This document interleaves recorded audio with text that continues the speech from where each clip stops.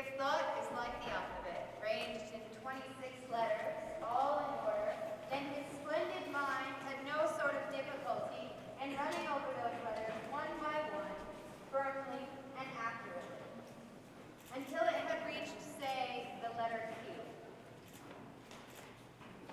After Q, there are a number of letters, the last of which is scarcely visible to mortal eyes, but glimmers red in the distance. Z is only reached by one person in a generation. Here, at least, was Q. Q he was sure of. Q he could demonstrate. In a flash of darkness, he heard people saying that R was beyond him. On then, on to R.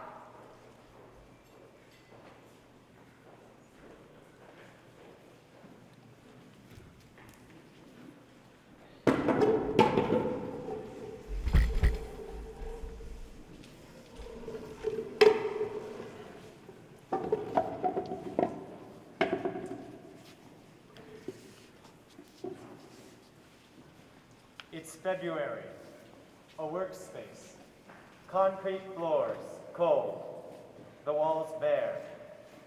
Someone sits with their chin lifted, as if craning to consider some far-off action, though their eyes remain closed. Fingertips press lightly to their cheekbones, they shake their head, left, right, left, right.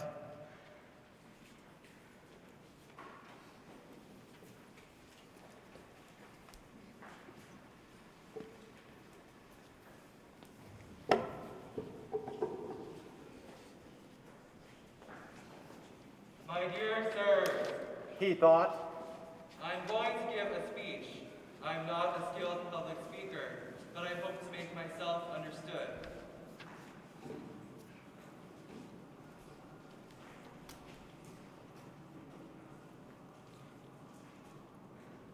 What remains undiscovered today may well be discovered tomorrow. To harness perpetual motion will not be easy, but we ought not consider it impossible. I know quite well that this assertion will be denied by every physicist, and this is what excites me most, for I have always detested physicists. I find their talk of forces simply incomprehensible.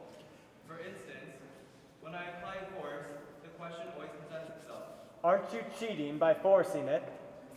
The general concept of force of gravity must be abandoned.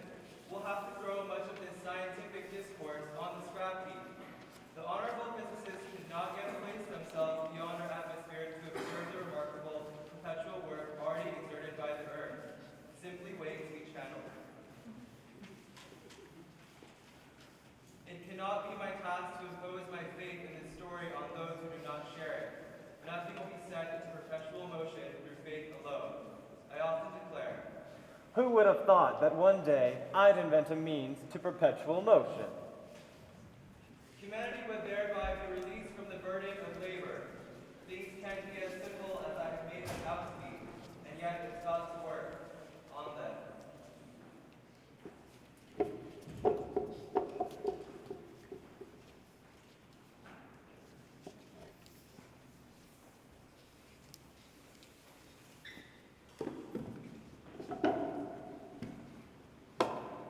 It's evening. A wife sits with her head heavy, shoulders slouched. Sounds from the workspace float up from the basement. Her forehead crinkles, and her rough hands fall to her thighs as she considers the bare table.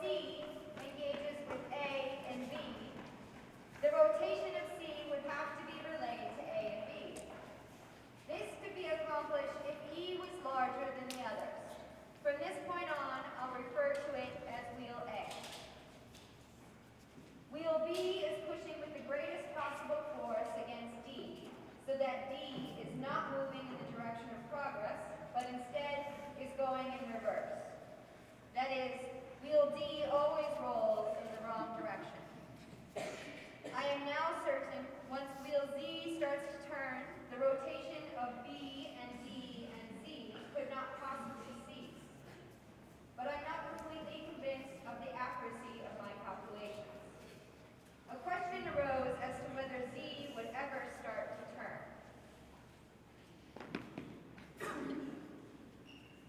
And in the end, this looks more and more improbable. Perhaps everything will turn out completely otherwise than one expects. It is well not to say anything about the near future. I was thinking about composing some brief narratives in which something new would happen and suddenly noticed that an infinite number of combinations might result. Where for so long I had only seen bare walls, I glimpsed many doors and windows opening onto the most splendid landscape, glimmering red in the distance. A time when we no longer have to worry so much about life's pressing needs. And that, to me, is the most valuable aspect of this whole story. I bestowed on myself the title of Master Mechanic, but this didn't help me one bit. I really haven't the slightest aptitude for handicrafts. I work perpetually, and my body aches. I've pondered the problem again and again, gone through the steps, all in order, but unfortunately, my imagination wanders far beyond the matter in question and takes for granted the ground it has not yet gained.